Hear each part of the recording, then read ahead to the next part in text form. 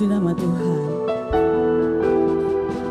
Karena kasih setia Tuhan dan anugerahnya besar dalam hidup kita. Dia masih memberikan kesempatan untuk kita boleh datang menghampiri hadirat Tuhan. Mari Bapak Ibu Saudara yang dikasihi Tuhan, baik yang ada di sini dan ada di rumah, kita percaya hadirat Tuhan menghampiri setiap kita. Mari naikkan syukur bagi kesetiaannya dalam kehidupan kita. Nyanyikan kebaikannya dalam hidup kita. Hari ini kita bisa memperingati sekali lagi dalam kehidupan kita. Korbannya bagi hidup kita adalah anugerah yang terbesar yang kita terima seumur hidup kita. Sampai kita bisa bertemu muka dengan Dia, Allah kita yang kita kasihi. Mari Bapak Ibu saya yang kasih Tuhan, saya undang bangkit berdiri, nyatakan pujian ini bagi Tuhan. Dialah Imam besar Maha Agung yang datang menghampiri kita, ada di tengah-tengah kita, melawat setiap kita umatnya yang dikasihinya. Terima kasih Tuhan, terpujilah namamu, kami memuji keagungan namamu Tuhan. Haleluya. Terima kasih Tuhan.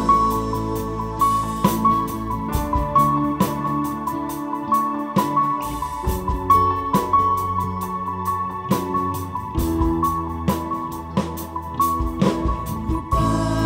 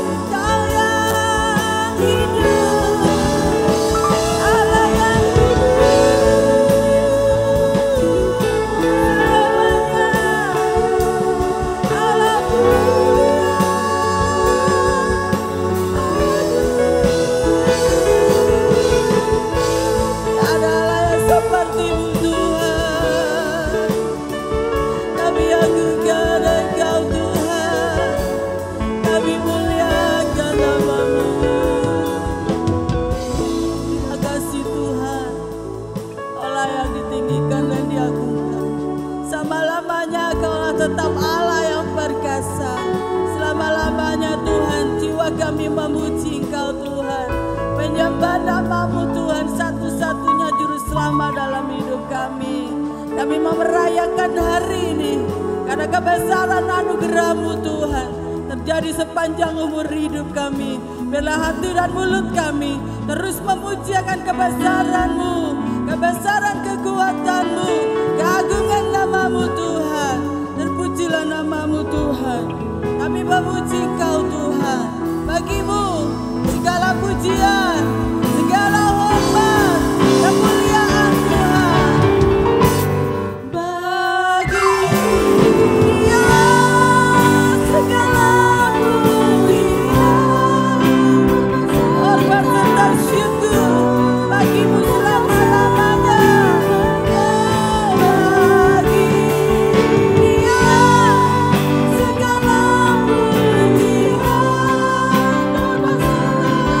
Syukur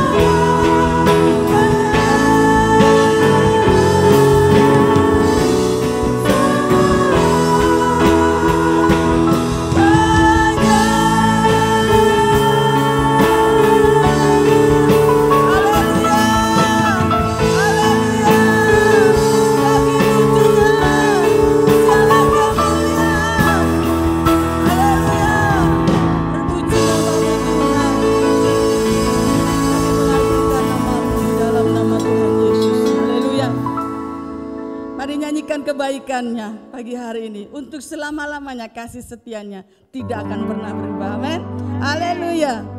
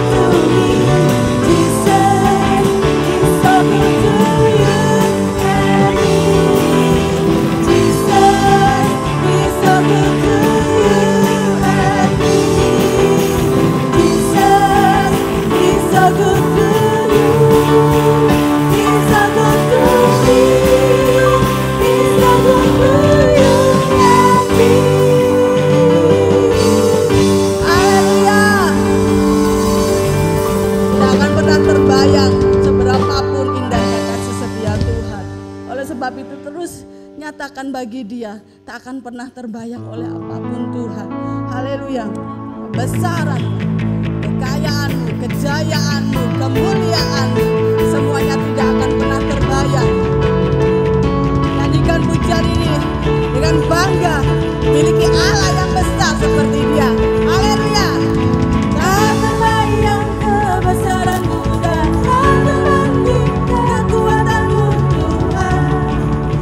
Kau megah bagiku.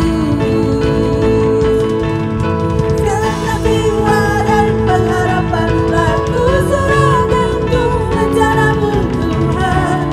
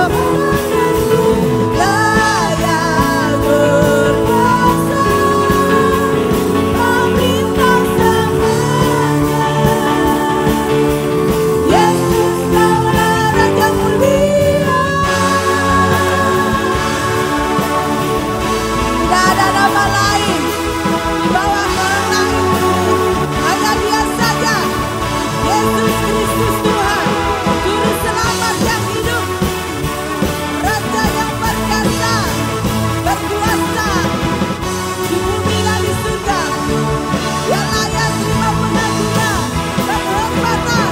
Ajaib Kau Tuhan, agung dan perkasa, Kau sumber kemenanganku, layak berkuasa, pemerintah semuanya. Haleluya. Yesus Kaulah Raja mulia, ajaib Kau Tuhan, agung dan perkasa, Kau sumber kemenanganku, layak berkuasa, pemerintah semuanya. Yesus Kaulah Raja mulia, Yesuslah Tuhan, Raja mulia, Yesuslah Raja di atas segala raja, Raja mulia.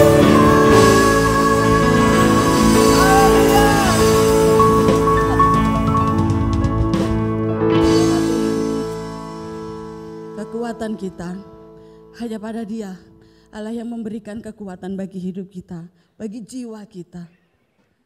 Saat kita mendengarkan firman Tuhan, berilah kita menambahkan kekuatan itu, sebab daripadanya saja kita memperoleh kekuatan untuk kita menghadapi dunia ini.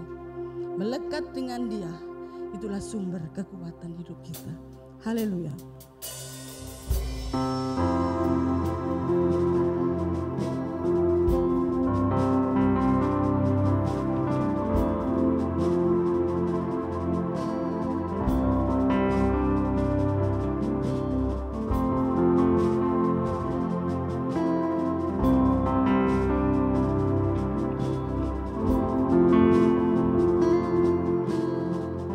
Hidup kami Tuhan,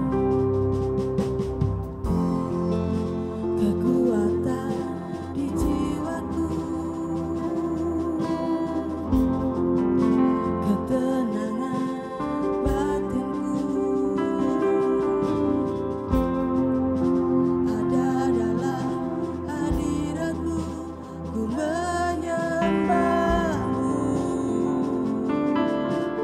Kami bersyukur kepada-Mu Tuhan,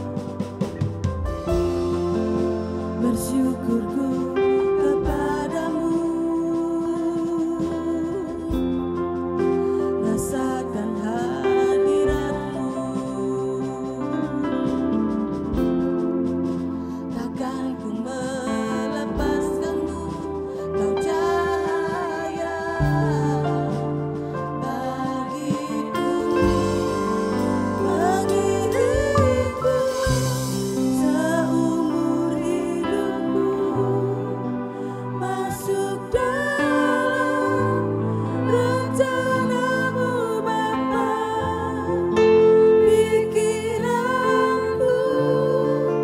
kehendakku, ku serahkan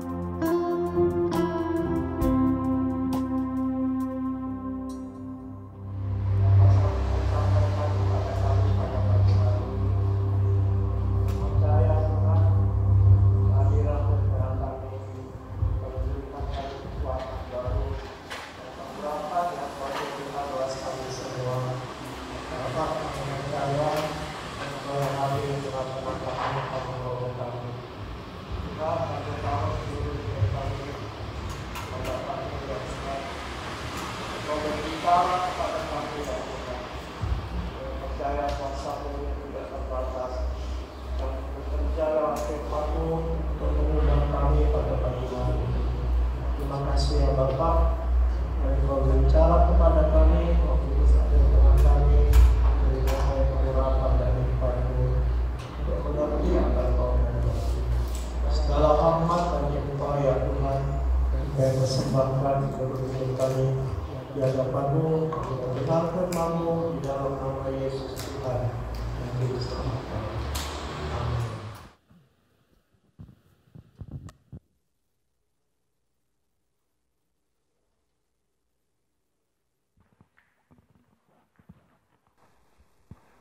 Pagi hari ini kita boleh ada di sini karena kasih Tuhan yang telah memelihara kita semua hingga pagi ini kita boleh beribadah di tempat ini, dan bagi mereka yang beribadah di rumah juga kita percaya Tuhan hadir di sana dan akan memberkati kita semua. Pagi ini firman Tuhan yang ingin saya sampaikan adalah anak domba Allah. Ini akan merupakan khotbah yang berseri. Ini seri yang pertama yang saya beri judul Anak Domba Allah Sang Penebus. Kita akan baca dulu dari Yohanes 1 ayat 29 dan Wahyu pasal 5.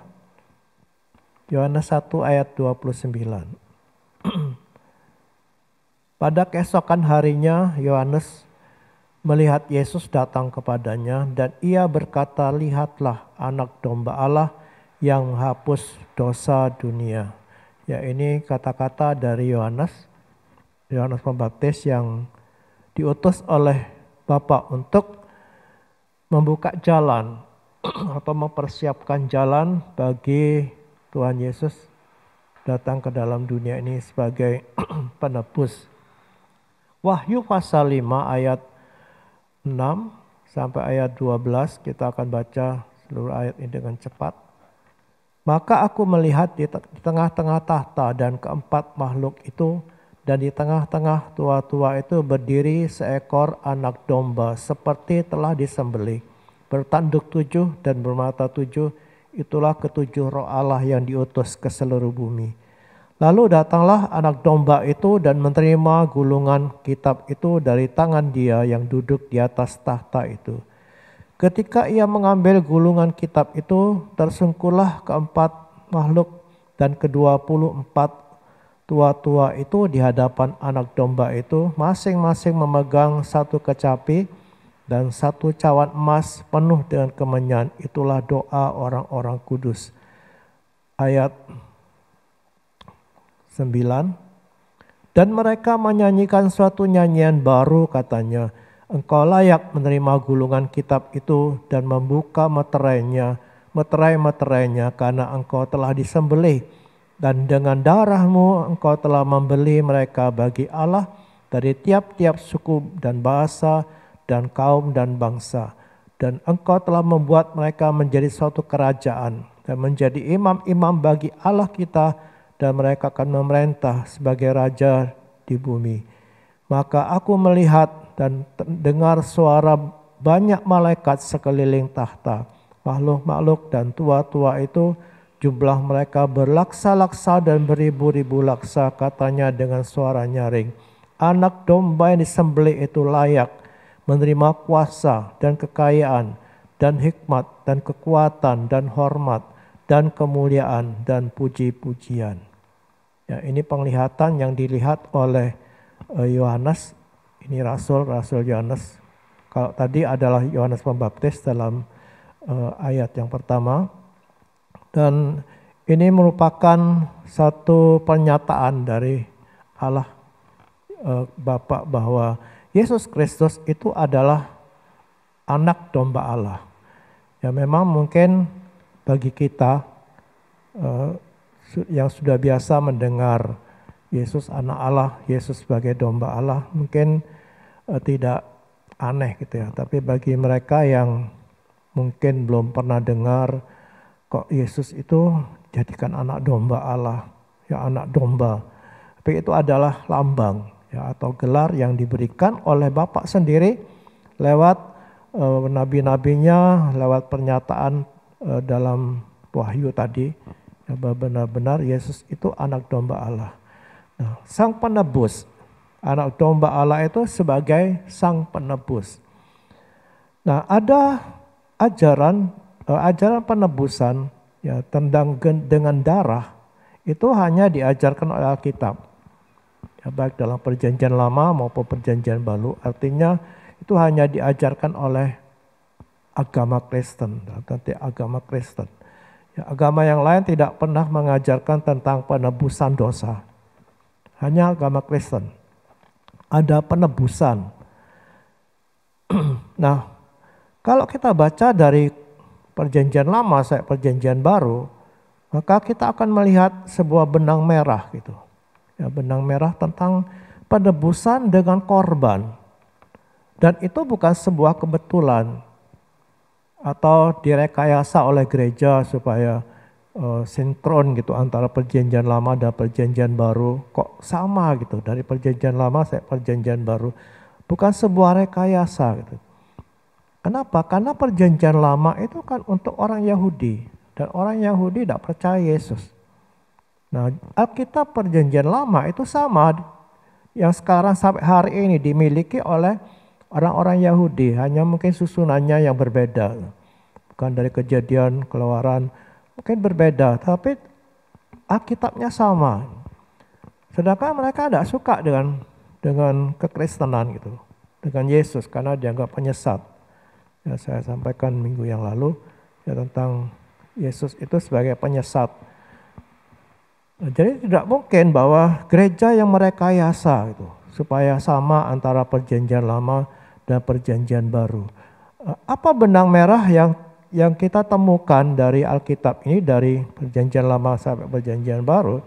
Dalam Kejadian itu kita tahu bahwa Tuhan itu memakaikan kulit binatang kepada Adam. Dan tentu ini bukan Tuhan menciptakan kulit gitu. Kenapa? Karena binatang-binatang sudah ada, itu logika ya. Bahwa ada binatang yang tentu disembelih gitu. Ada penumpaan darah di situ. Ya pasti Tuhan tidak menciptakan kulit, tetapi menyembelih di antara binatang-binatang yang sudah ada itu. Lalu dalam Kejadian 22 kita menemukan kisah tentang Abraham yang disuruh mempersembahkan Ishak anaknya, dan ternyata Tuhan menggantikannya dengan seekor domba, dan domba itulah yang disembelih. Nah, terus ya dalam Keluaran 12 itu cerita tentang kisah tentang Israel yang dibebaskan dari negeri Mesir, ya, perbudakan di Mesir, dengan darah anak domba yang disembelih dan darahnya dilaburkan di pintu, dan dengan itulah Tuhan membebaskan Israel keluar dari negeri Mesir. Dan apa yang ditetapkan oleh Tuhan di dalam Keluaran 12 itu tentang anak domba yang disembelih itu ditetapkan oleh Tuhan di dalam Taurat. Ya, dalam kitab Imamat itu ada penyembelihan anak domba atau binatang yang lain yang ditetapkan Tuhan sebagai penebusan dosa. Jadi Taurat itu sudah mengajarkan, ya Perjanjian Lama itu mengajarkan, khususnya di Imamat, mengajarkan tentang penebusan dosa. Jadi ada benang merah gitu dari sejak kejatuhan manusia yang pertama ya, sampai Perjanjian Lama dan Perjanjian Baru. Kita akan menemukan ada sebuah benang merah tentang penebusan dengan korban, khususnya korban darah. Nah, Ibrani 10 mengatakan bahwa semua yang ditulis dalam Taurat itu, ya aturan-aturan tentang korban dan sebagainya yang ditulis dalam Taurat itu adalah gambaran atau bayangan dari apa yang akan terjadi kemudian, yaitu Yesus datang ke dalam dunia ini untuk menjadi penebus. Jadi Taurat itu bayang-bayang korban yang ditetapkan dalam Taurat itu adalah bayangan dari Yesus yang akan datang untuk menjadi korban. Dan benarlah ketika 400 tahun Israel dalam masa gelap, ya Tuhan tidak berbicara kepada mereka selama 400 tahun. Dan kemudian datanglah seorang yang diutus Allah, yaitu Yohanes Pembaptis. Nah, dialah tadi yang kita baca di dalam Yohanes 1 ayat 29, dialah yang menyatakan bahwa Yesus ini adalah anak domba Allah yang akan menghapus dosa dunia. Jadi sekali lagi, bukan sebuah rekayasa kalau ada benang merah ya dari perjanjian lama sampai perjanjian baru.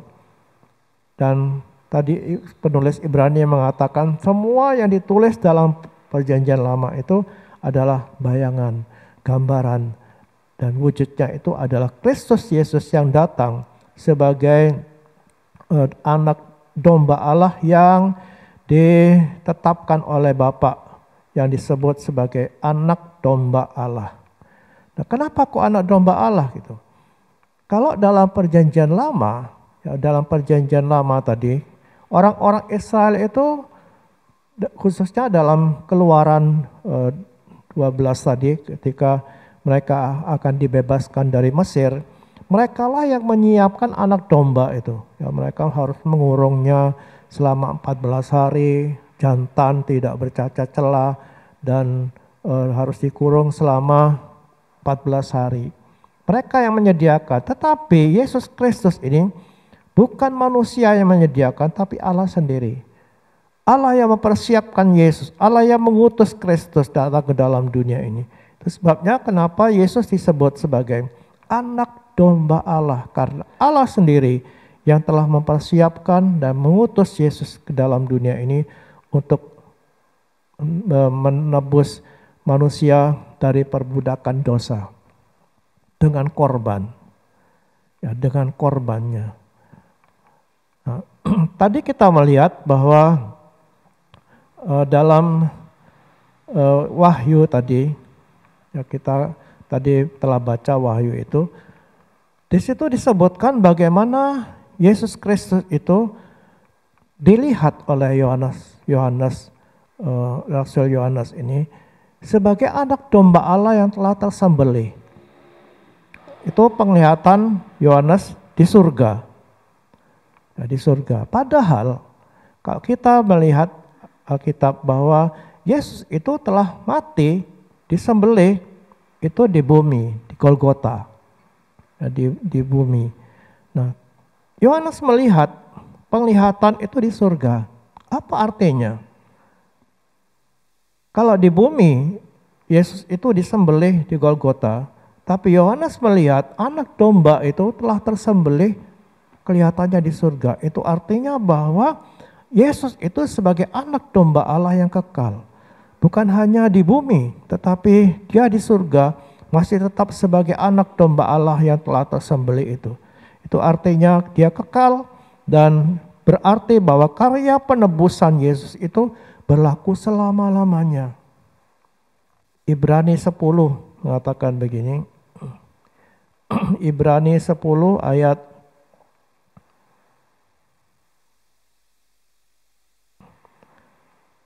Ibrani 10 ayat 10 mengatakan begini. Dan karena kehendaknya inilah kita telah dikuduskan satu kali untuk selamanya oleh persembahan tubuh Yesus Kristus. Ya, sekali untuk selamanya. Lalu ayat 12, tetapi ia setelah mempersembahkan hanya satu korban saja karena dosa, ia duduk untuk selama-lamanya di sebelah kanan Allah. Satu kali untuk selamanya. Yesus tidak berkali-kali. Kalau orang Israel zaman perjanjian lama itu harus berkali-kali. Setiap kali berdosa malah mereka harus mempersembahkan korban. Paling tidak setahun sekali mereka harus memberikan korban. Ya, pada hari raya Paskah mereka harus memberikan korban itu untuk menghapus atau menebus dosa mereka. Tetapi Yesus hanya satu kali untuk selamanya. Sekali untuk selamanya. Dan sampai hari ini kita percaya bahwa korban Yesus Kristus itu masih berlaku. Ya, Tuhan tidak pernah menghapus tentang aturan tentang korban itu. Korban yang diberikan oleh Yesus Kristus akan berlaku selama-lamanya. Puji Tuhan, kita bersyukur untuk hal ini karena kita tidak perlu susah-susah bawa korban. Ya, kalau kita berdosa, kita tidak perlu bawa korban kambing untuk disembelih. Ke gereja juga tidak perlu bawa kambing, tidak perlu bawa apa yang harus dipersembahkan untuk menebus dosa. Karena ada korban yang sempurna. Korban yang kekal itu adalah Yesus Kristus yang sampai hari ini Dia masih berkuasa mengampuni kita. Puji Tuhan. Nah, kalau kita kembali tadi kepada Wahyu, apa yang dilihat oleh Yohanes, Rasul Yohanes tadi, dikatakan di situ bahwa dengan darahnya anak domba yang tersembelih itu, dan dengan darahnya Ia telah membeli manusia bagi Allah. Dan membeli manusia bagi Allah, dan kita sekarang jadi miliknya. Ya, kalau kita melihat dalam 1 Korintus 6 itu tentang perbudakan gitu. Ya, kamu telah dibeli dengan harga yang lunas dibayar katanya. Itu dilatar belakangi oleh masa perbudakan di mana Paulus melihat seorang budak yang sudah dibeli oleh tuan itu, oleh seorang tuan, maka budak itu sudah menjadi milik tuannya. Nah, kita telah ditebus dari perbudakan dosa itu. Kita dibebaskan dari tuntutan hukuman dosa itu dengan korban darah Yesus Kristus itu. Dan sekarang kita sudah menjadi milik Allah. Sudah menjadi miliknya yang sah karena dibeli dengan harga yang lunas dibayar. Kita dibeli bukan dicicil. Ya, kalau kita ada rumah yang kredit gitu atau sepeda motor yang dikredit, maka selama kreditnya belum lunas dibayar, maka kita tidak berhak punya STNK-nya, apalagi BPKB-nya terutama ya, BPKB-nya. Berarti barang itu belum sah menjadi milik kita. Tetapi Yesus telah bayar kita dengan harga yang lunas dibayar. Sehingga hidup kita itu sah menjadi milik Tuhan. Maka semua orang yang menjadi milik Tuhan itu dituntut hanya hidup bagi Dia saja. Hidup bagi Dia. Nah, kita akan melihat atau kita akan membahas tentang Yesus Kristus yang telah membeli kita dengan darahnya itu, yang sekarang kita sudah menjadi miliknya, yang menjadi budaknya. Apa yang harus kita lakukan gitu sebagai budak dari Tuhan atau hamba dari Tuhan yang hanya hidup bagi Dia? Yang pertama adalah menjadikan Dia sebagai satu-satunya pemilik dari hidup ini. Ya, karena memang satu-satunya yang menebus kita. Kalau iblis itu menipu manusia, ya dia menguasai manusia, dia masuk dalam hidup manusia dan memiliki manusia lewat tipuan. Adam ditipu lalu melanggar perintah Tuhan. Tapi Yesus Kristus, Dia menjadikan kita itu dengan korbannya. Kita akhirnya menjadi miliknya. Lalu kita disebut sebagai orang Kristen gitu. Ya, menjadi Kristen itu bukan sekedar pindah agama yang seringkali kita baca di medsos gitu.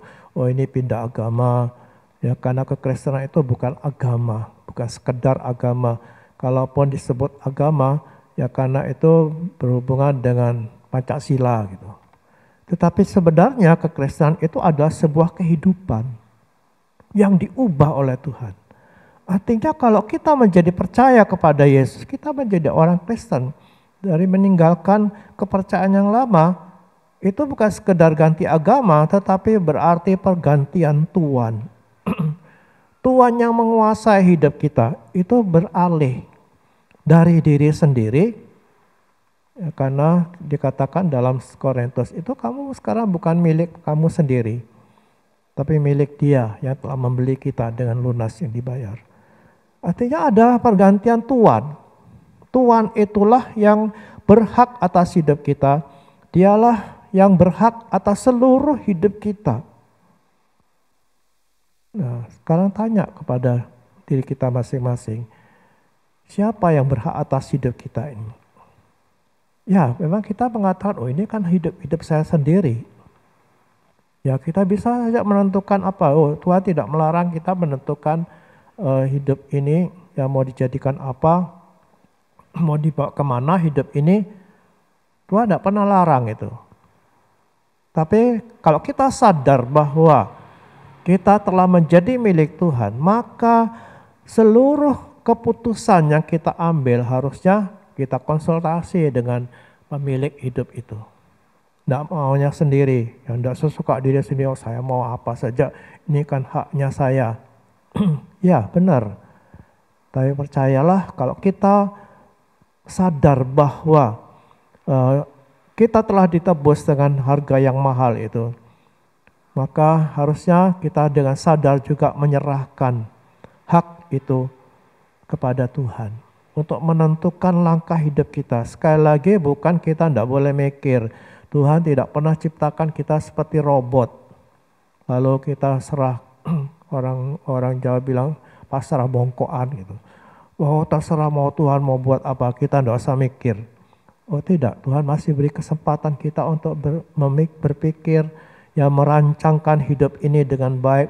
Masa depan kita mau jadi apa, dengan siapa kita akan berjodoh. Ya kita boleh merancang gitu. Tapi kita harus melibatkan Tuhan karena hanya Dialah yang berhak atas hidup ini. Itu sebabnya kenapa kita harus memberi tempat yang terbaik bagi Tuhan dalam hidup kita. Jangan mendua hati. Biarkan Dia mendapat tempat terbaik yang teristimewa dalam hidup kita. Dia harus menjadi yang teristimewa gitu. Dan Dialah yang berhak menentukan langkah hidup kita. Nah, di sini kita perlu menyadari bahwa apapun yang Tuhan buat dalam hidup kita, apapun yang Tuhan lakukan dalam hidup kita, kita tidak berhak protes gitu. Toh, seorang hamba yang telah dibeli oleh tuannya, itu mau diapain aja sama tuannya, hamba itu tidak boleh protes. Sebuah contoh yang pernah juga saya singgung dalam sebuah khotbah, ya ketika hamba itu datang dari ladang, tentu sudah lelah itu, sudah capek, kepengennya ngeleset, kepengennya mandi, istirahat, tidur, makan, tidur. Tapi ketika dia datang, tuannya mengatakan, sebelum kamu makan, sebelum kamu istirahat, layani aku dulu, ya siapkan makananku, baru setelah itu boleh kamu makan. Itu hamba tidak punya hak sedikit pun untuk menikmati hidup ini. Ya, hidupnya seluruhnya dipersembahkan bagi tuannya. Harusnya seperti itulah. Tapi percayalah bahwa Tuhan tidak akan menyengsarakan kita. Ya, Dia adalah Tuhan yang paling baik. Dia adalah Tuhan yang begitu mengerti kebutuhan kita, yang mengerti isi hati kita. Dan percayalah bahwa Dia tidak akan menyengsarakan kita. Begitu kita menyerahkan diri kita di bawah kekuasaannya sebagai Tuhan atas kita, percayalah Tuhan itu akan merancangkan sesuatu yang terbaik dalam hidup kita. Dan akhirnya kita akan mengerti, oh iya ya, betapa indahnya ya ketika kita menyerahkan diri dalam kekuasaannya untuk ditundukkan kepada ketuhanannya. Dia akan membuat hidup kita menjadi indah. Dia akan membuat hidup kita bahkan menjadi berkat bagi banyak orang. Itu sebabnya beri tempat terbaik dalam hidupmu. Karena Dialah Tuhan pemilik hidup ini sebagai Tuhan satu-satunya. Karena Dialah yang telah menebus kita dengan darah-Nya. Yang kedua, bagian kita sebagai hamba dan Dia adalah Tuhan adalah melakukan semua kehendak-Nya. Semua kehendak Tuhan. Karena kita ada di bawah kekuasaannya. Sekali lagi saya mengatakan bahwa kita tidak berhak atasi diri kita sendiri. Kepemilikan kita itu sudah berpindah. Kita sudah pindah Tuhan. Dan dialah Tuhan kita. Nah, kita itu dijadikan dengan kehendak bebas. Kita boleh memilih. Boleh milih A, boleh milih B. Boleh milih mau tunduk kepada segala kehendaknya atau milih memberontak. Kita diberi kebebasan, yaitu ayat-ayat yang saya tuliskan di situ. Namun, kehendak kita itu seringkali bertentangan. Ya, dalam Galatia 5 itu juga dikatakan bahwa kehendak daging itu bertentangan dengan kehendak roh. Dan itu akan terjadi selamanya. Tidak pernah sinkron antara kehendak kita dan kehendak Allah itu selalu bertentangan. Kehendak daging kita itu selalu ingin bebas, ingin melakukan sesuatu yang kita mau, tapi kehendak Allah berbeda. Dan sebagai hamba, ya sebagai orang yang sudah dimiliki oleh Yesus Kristus, maka seharusnya kehendak kita itu ditundukkan kepada kehendak Bapa. Sekali lagi saya ingin katakan, kalau kita dengan sadar menundukkan kehendak kita dan menyerahkan hak kita kepada Allah, Allah tidak akan mencelakakan kita.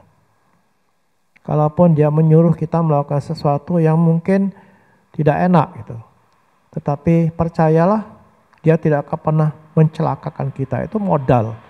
Ya, modal untuk kita taat gitu. Jangan berpikir nanti kalau saya taat, hidup ini tidak enak gitu. Kan Tuhan itu bilang gini kan bertentangan dengan daging. Akhirnya kita menderita gitu. Tuhan kita Tuhan yang baik. Ya, kalau kita tunduk, ya, dia akan melakukan sesuatu yang terbaik. Kalau di dalam dunia ini ada majikan yang baik, ada majikan yang hati nuraninya bagus gitu. Ya, kalau dia punya seorang karyawan yang baik gitu, yang taat, yang menyenangkan, sudah pasti.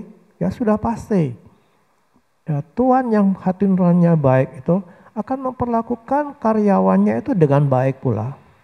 Di Eman kan disayang, jangan sampai orang ini keluar, ya pindah majikan. Jangan sampai orang ini sakit, sampai tidak bisa bertugas. Pasti dipelihara gitu dengan baik oleh majikannya. Dan begitu juga dengan Tuhan. Kalau kita sebagai seorang hamba Tuhan yang telah ditebus, kita menundukkan semua kehendak kita kepadanya, pasti Tuhan akan melakukan sesuatu yang terbaik dalam hidup kita. Nah, apa yang Tuhan kehendaki bagi kita dalam ketaatan ini adalah ketaatan yang mutlak. Dalam doa Bapa kami yang kita sering doakan itu, bahkan tiap hari kita berdoa, jadilah kehendak-Mu di bumi seperti di surga.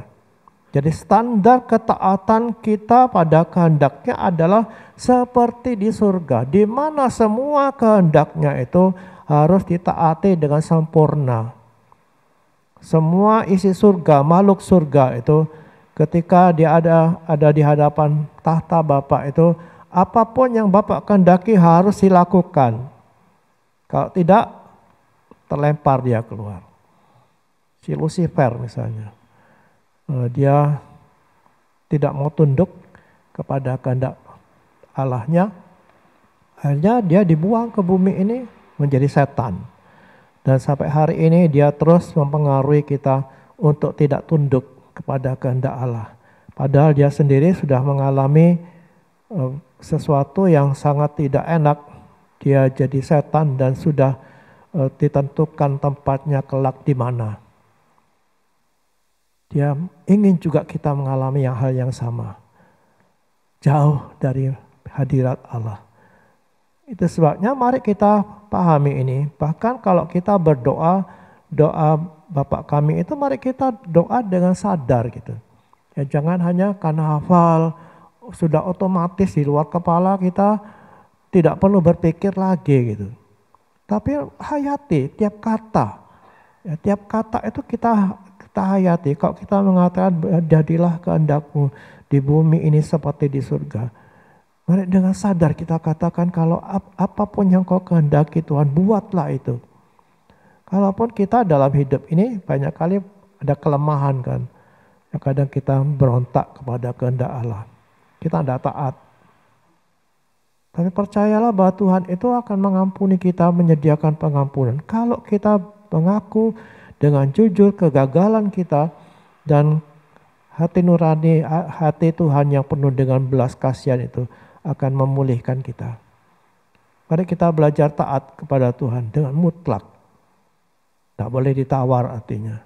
Ya, seperti di surga. Tetapi kepatuhan yang Tuhan mau itu adalah kepatuhan yang diberikan dengan sukarela gitu. Ya jangan dengan terpaksa. Kalau gitu kan dipaksa ini. Nah, seperti di surga dipaksa. Ya memang itu sesuatu yang wajib gitu. Ya kan seperti di surga wajib.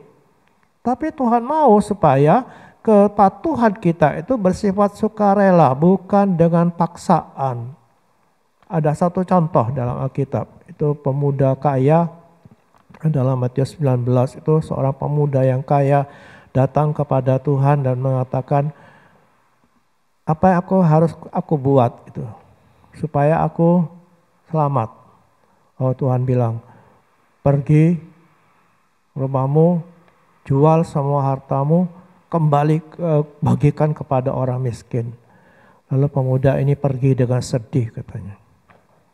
Nah, dapatkah saudara melihat dalam peristiwa ini bahwa Tuhan itu tidak pernah memaksa seseorang untuk melakukan apa yang dia mau.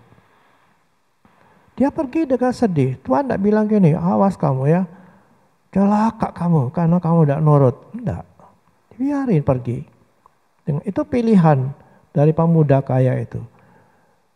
Tapi ia terluput dari kasih karunia yang besar itu. Dia terluput dari berkat yang Allah sediakan di dalam ketaatannya.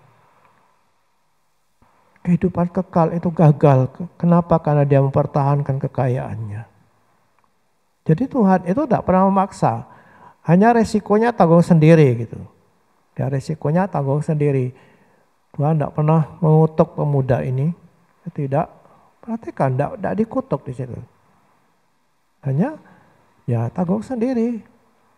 Artinya Tuhan itu menghendaki supaya kita itu dengan kepatuhan kita itu bukan dengan terpaksa, tapi dengan rela. Sekali lagi percayalah Tuhan tidak akan pernah mencelakakan kita.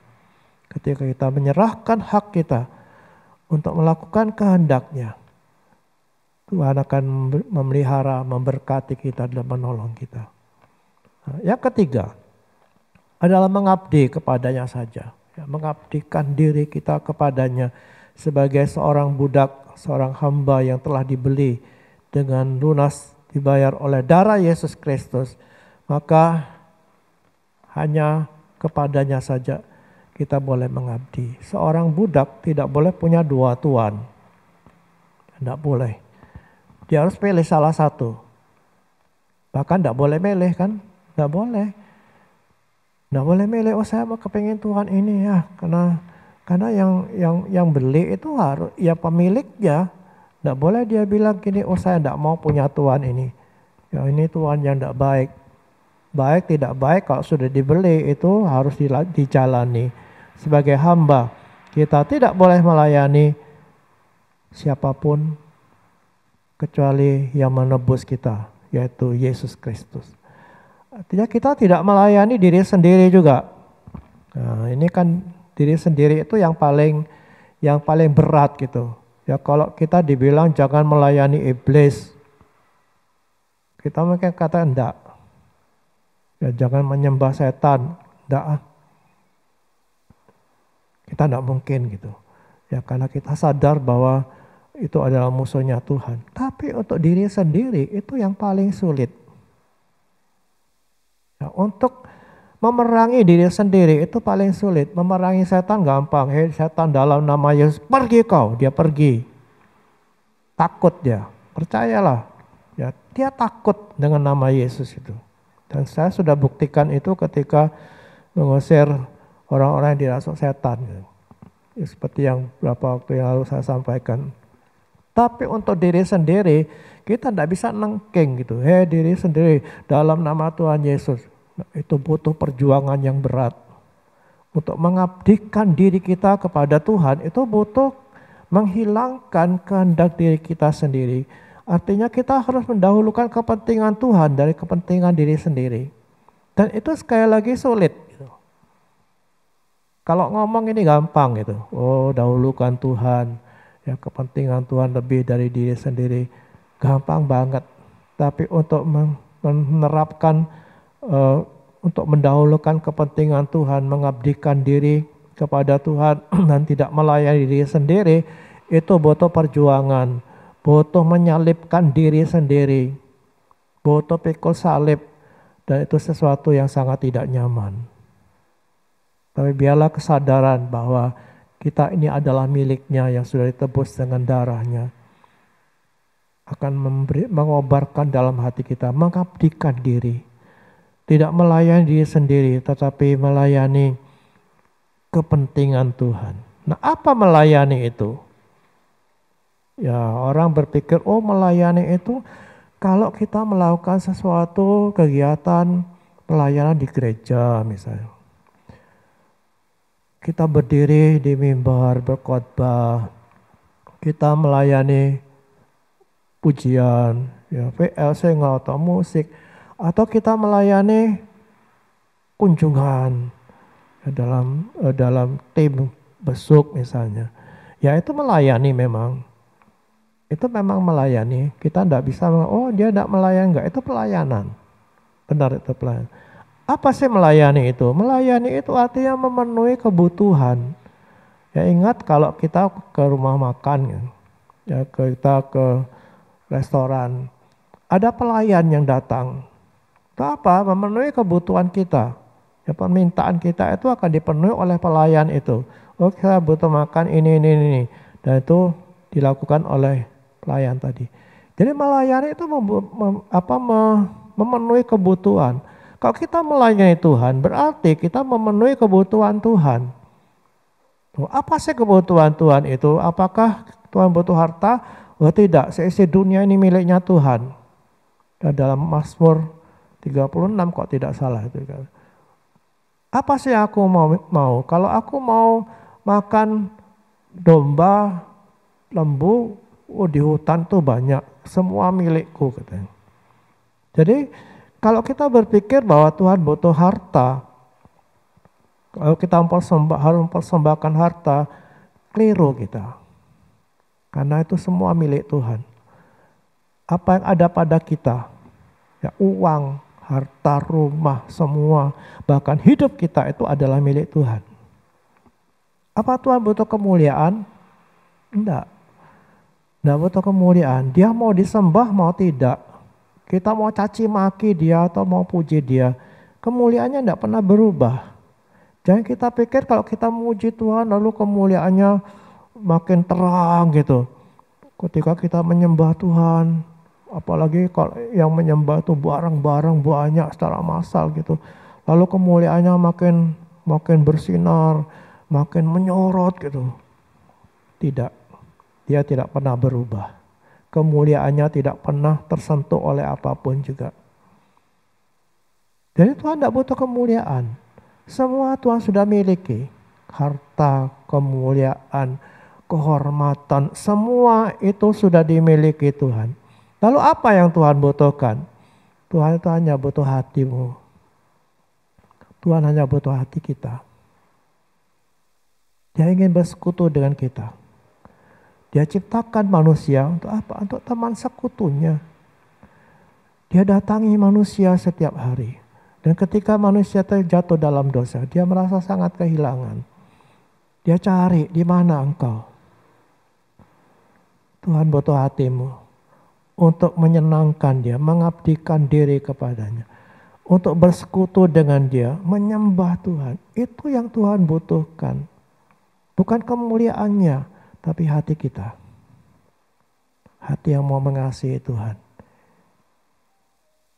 Apakah Tuhan tidak bisa hidup tanpa kita? Oh bisa saja. Tetapi dia sangat bersuka cita.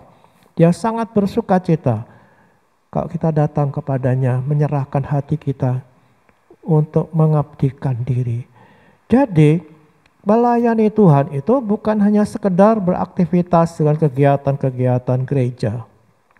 Tidak. Bahkan mungkin orang yang berdiri di sini, yang sedang melayani pujian atau berkhotbah atau melayani apapun, bahkan mungkin tidak sedang melayani Tuhan. Kenapa? Karena hatinya nggak ada di situ. Hatinya tidak ikut di situ, hatinya tidak melayani. Hatinya tidak menyembah dengan benar-benar. Hanya itu bukan pelayanan, hanya sekedar yang ngisi acara gitu. Atau malah show. Wah, lebih celaka lagi. Ya kok kita sedang melayani di sini sambil untuk show gitu. Hatinya tidak di situ. Jadi ketika kita berkhotbah, ketika kita menyanyi, kita memimpin pujian atau kita sedang melakukan sesuatu, biarlah hati kita ikut di situ.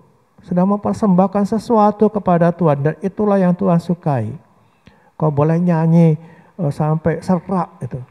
Tapi kalau hatimu tidak ikut menyembah Tuhan, di hadapan Tuhan itu tidak didengar. Sia-sia. Kita tidak sedang melayani Tuhan. Tapi ketika kita menyembah Tuhan atau melakukan sesuatu yang lain gitu. Yang mungkin bagi manusia nggak ada artinya. Tapi ketika kita melakukannya dengan hati yang mengasihi Tuhan, dengan hati yang menyembah Tuhan, dengan hati yang rindu bersekutu dengan Tuhan. Dengan kegiatan-kegiatan itu, misal kita sedang memberi orang, berilah dengan hati yang tulus, ikhlas, yang ingin mengasihi Tuhan. Maka persembahan itu adalah persembahan yang sangat berarti di hadapannya. Jadi melayani dia, itu adalah hati kita yang dipersembahkan kepadanya lewat kegiatan-kegiatan yang sedang kita kerjakan. Mari kita periksa diri, apakah selama ini kegiatan yang kita lakukan, ya baik di gereja maupun di rumah, ya sebagai ibu rumah tangga, apakah kita melakukan itu dengan hati yang mengasihi Tuhan, untuk kemuliaan Tuhan, semua aktivitas yang kita kerjakan, walaupun bukan dalam konteks pelayan di gereja, apakah itu semua dilakukannya, kita lakukan itu dengan mengasihi Dia dan untuk kemuliaannya. Periksa hatimu. Ya, jadi Dia yang telah tersembelih itu, anak domba yang telah tersembelih itu, yang telah menebus kita, membeli kita, dan menjadikan kita miliknya. Layak menerima semua yang ada pada kita, layak menerima persembahan hidup kita. Apa artinya? Dia layak untuk diistimewakan sebagai pemilik satu-satunya. Dia layak untuk ditaati. Dan segala kehendaknya harus kita taati. Dia layak juga untuk dilayani dengan hati kita. Dan biarlah pagi hari ini, ya ketika kita menyadari bahwa hidup ini telah ditebus, hidup ini telah menjadi miliknya, mari kita berikan seluruh hidup ini untuk mengistimewakan Dia, menjadikan Dia sesuatu yang berharga dalam hidupmu, untuk ditaati, dan mintalah supaya kita diberi hati untuk melayani Dia, memberikan seluruh kemuliaan kita bagi Tuhan. Amin. Mari kita naikkan nyanyian Ku Berdiri di Tengah Umat-Mu. Mari nyanyikan nyanyian dengan hati yang penuh kesungguhan di hadapan Tuhan. Haleluya.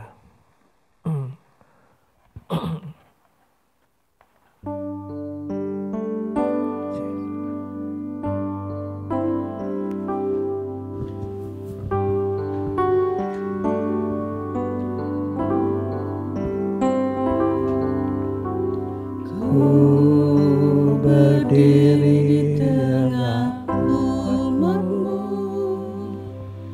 dari segala suku dan bahasa, kami telah ditebus dengan darah-Mu. Selamatkanlah kasih-Mu.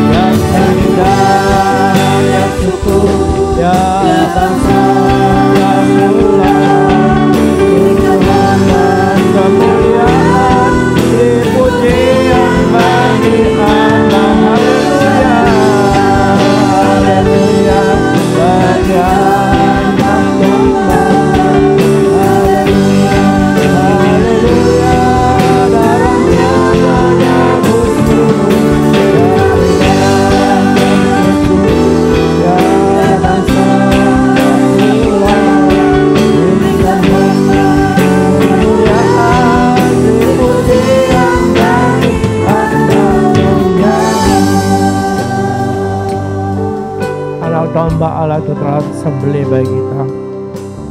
Dia telah membeli, menebus kita, dan menjadikan kita miliknya. Hari ini mari kita serahkan hidup kita untuk dimiliki sepenuhnya bagi Dia. Hari ini kita mengadakan perjamuan kudus, dan biar itu menjadi satu peringatan bagi korban yang besar itu. Dan mari kita mengulangi janji kita di hadapannya untuk hidup hanya bagi Dia, memuliakan Dia, mengistimewakan Dia, mentaati kehendak-Nya, dan mengabdikan seluruh hidup kita untuk melayani Dia.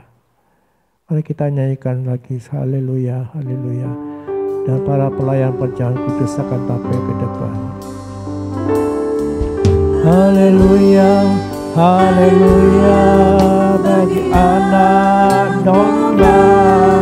Haleluya, haleluya, darahnya menebus setiap lidah, yang suku, yang rasa, yang mula, berikan hormat kemuliaan, dipuji yang bahagia.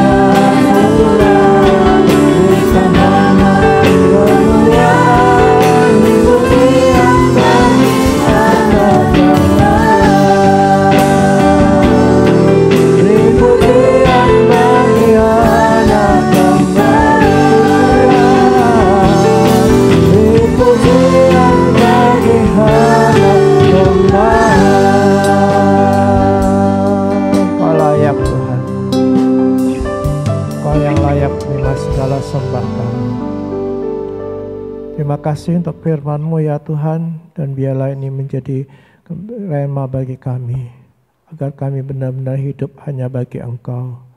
Kami boleh mengagungkan Tuhan dengan segenap kehidupan kami. Kami boleh sungguh-sungguh ya Tuhan mentaati segala apa yang Kau mau. Dan kami boleh mengabdikan diri hanya untuk memuliakan Engkau ya Tuhan. Terimalah persembahan kami ya Bapa pada saat ini. Ya Tuhan, di mana kami mengingat korban kematian melalui perjamuan kudus ini. Dan biarlah ini Tuhan menjadi komitmen kami yang baru untuk hidup hanya bagi Engkau. Terima kasih ya Tuhan, biarlah pagi hari ini kami boleh mempersiapkan hati kami untuk bersekutu dengan tubuh dan darah-Mu. Berkatilah ya Tuhan apa yang kami lakukan ini, agar benar-benar kami boleh mendapatkan berkat yang besar lewat perjamuan kudus ini. Terima kasih Bapa. Kau berkati dan pakai kami semua hamba-hamba-Mu yang melayani. Kuduskan kami ya Tuhan untuk menjadi tangan-Mu, menyerahkan tubuh dan darah-Mu kepada jemaat-Mu.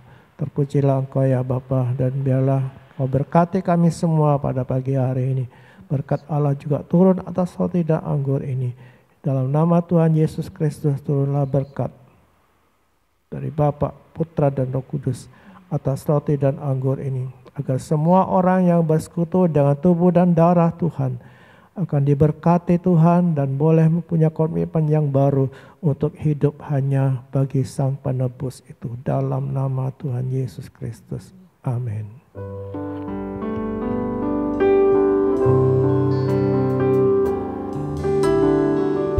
Mahkota duri di kepalamu,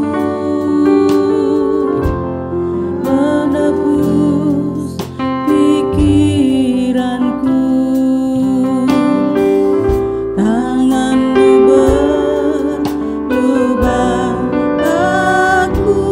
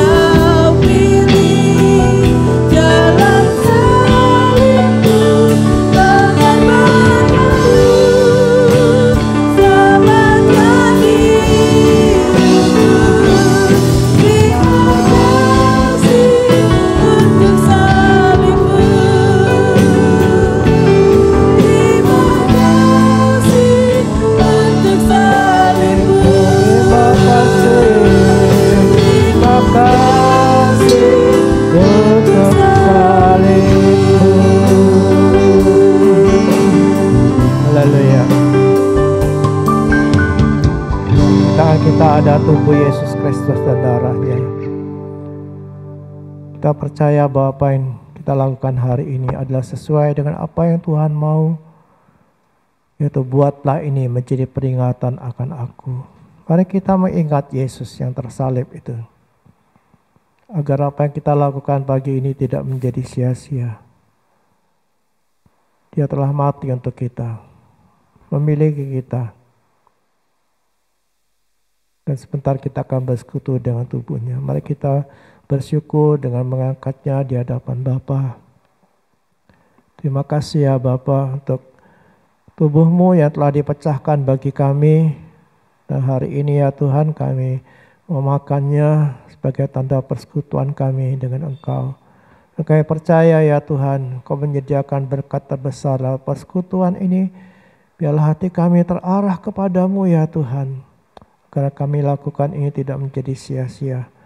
Terima kasih ya Bapa, kami percaya kuasa mengalir lewat kami semua pada hari ini untuk memberkati orang lain dengan kekuatan yang Kau berikan kepada kami. Terpujilah Engkau ya Tuhan. Dengarlah firman Tuhan yang mengatakan, Yesus mengambil roti itu, Dia mengucap syukur, dipecah-pecahkannya, diberikannya kepada murid-muridnya sambil berkata, ambillah, makanlah, inilah tubuhku. Apa yang di tangan kita yang sebentar kita akan makan adalah persekutuan dengan tubuh Yesus Kristus. Amin. Mari kita makan dengan percaya.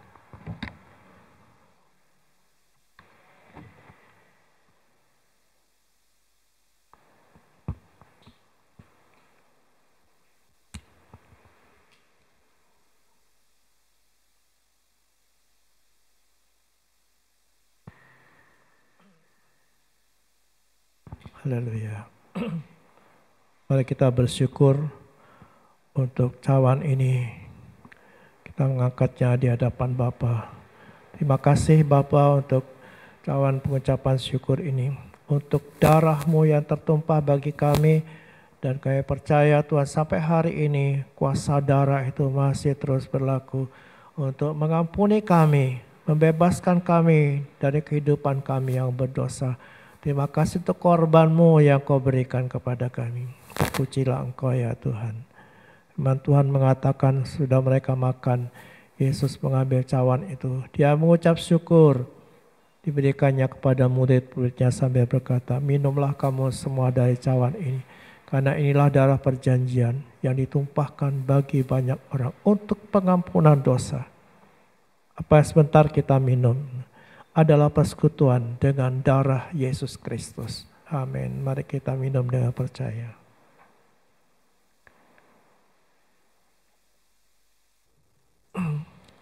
Terima kasih untuk berkat-Mu atas kami ya Tuhan. Kami boleh dikuatkan, kami boleh teguhkan hati kami untuk terus mengiring Engkau dan taat kepada segala kehendak-Mu. Terima kasih Tuhan. Mari kita akan memberkati Indonesia dengan kata-kata iman. Di dalam nama Tuhan Yesus Kristus, turunlah berkat atas Indonesia. Diberkatilah para pemimpinnya. Diberkatilah seluruh masyarakatnya. Diberkatilah tim medis yang sedang berjuang melawan virus corona. Diberkatilah Kabupaten Probolinggo. Diberkatilah masyarakatnya. Diberkatilah pekerjaannya. Diberkatilah dengan kesehatan, dengan keamanan, dan berkatilah orang-orang percaya yang ada di Kabupaten Probolinggo ini. Dalam nama Tuhan Yesus Kristus. Amin. Mari kita doa. Bapa kami yang di surga, dikuduskanlah nama-Mu, datanglah kerajaan-Mu, jadilah kehendak-Mu di bumi seperti di surga. Berikanlah kami pada hari ini makan kami yang secukupnya, dan ampunilah kami akan kesalahan kami, seperti kami juga mengampuni orang yang bersalah kepada kami. Dan jangan bawa kami ke dalam pencobaan, tetapi lepaskanlah kami daripada yang jahat, karena Engkau-lah yang punya kerajaan, kuasa, dan kemuliaan sampai selama-lamanya. Amin. Kami bersyukur Bapa pada hari ibadah kami. Sekali lagi kami menyerahkan diri kami, menyerahkan seluruh keluarga kami, menyerahkan anak-anak kami ya Tuhan. Kau lindungi mereka semua Dan biarlah hari ini ya Tuhan, berdoa juga untuk mereka yang sakit, Tuhan, jamah mereka, sembuhkan mereka, biar kuasa ilahi terus mengalir dalam kehidupan kami semua. Terima kasih Tuhan, Engkau menyertai kami hidup ini ya Tuhan, berkati mata pencarian kami, berkati pekerjaan anak-anak-Mu semua.